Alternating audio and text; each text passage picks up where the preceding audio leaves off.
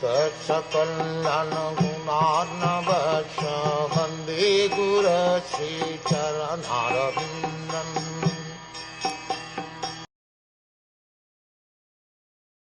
O King, it is therefore essential that every human being hereabout glorify and remember the Supreme Lord, the personality of Godhead, always and everywhere.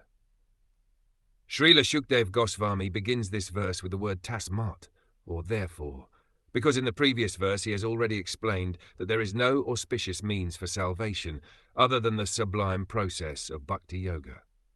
The bhakti yoga process is practiced by the devotees in different methods like hearing, chanting, remembering, serving the lotus feet of the Lord, worshipping, praying, rendering service in love, becoming friendly, and offering all that one may possess.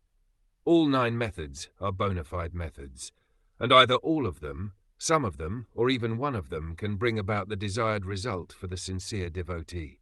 But out of all the 9 different methods, the first one, namely hearing, is the most important function in the process of bhakti yoga. Without hearing sufficiently and properly, no one can make any progress by any of the methods of practice. And for hearing only, all the Vedic literatures are there, compiled by authorized persons like Vyasadev, who is the powerful incarnation of Godhead.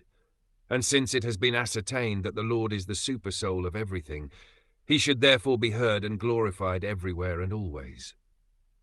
That is the special duty of the human being. When the human being gives up the process of hearing about the all-pervading personality of Godhead, he becomes victim to hearing rubbish transmitted by man-made machines.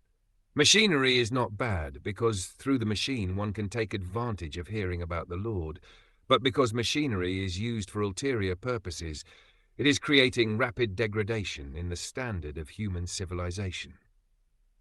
It is said here that it is incumbent upon the human beings to hear, because the scriptures like Bhagavad Gita and Srimad Bhagwatam are made for that purpose. Living beings other than human beings have no ability to hear such Vedic literatures. If human society gives itself to the process of hearing the Vedic literature, it will not become a victim to the impious sounds vibrated by impious men who degrade the standards of the total society. Hearing is solidified by the process of chanting. One who has perfectly heard from the perfect source becomes convinced about the all-pervading personality of Godhead, and thus becomes enthusiastic in glorifying the Lord. All the great charyas, like Ramanuj, Madhav, Caitanya, Sarasvati Thakur, or even, in other countries, Muhammad Christ and others, have all extensively glorified the Lord by chanting always and in every place. Because the Lord is all-pervading, it is essential to glorify him always and everywhere. In the process of glorifying the Lord, there should be no restriction of time and space. This is called Sanatan Dham or Bhagvat Dham. Sanatan means eternal, always and everywhere.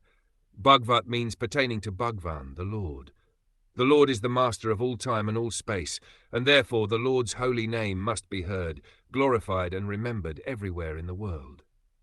That will bring about the desired peace and prosperity so eagerly awaited by the people of the world.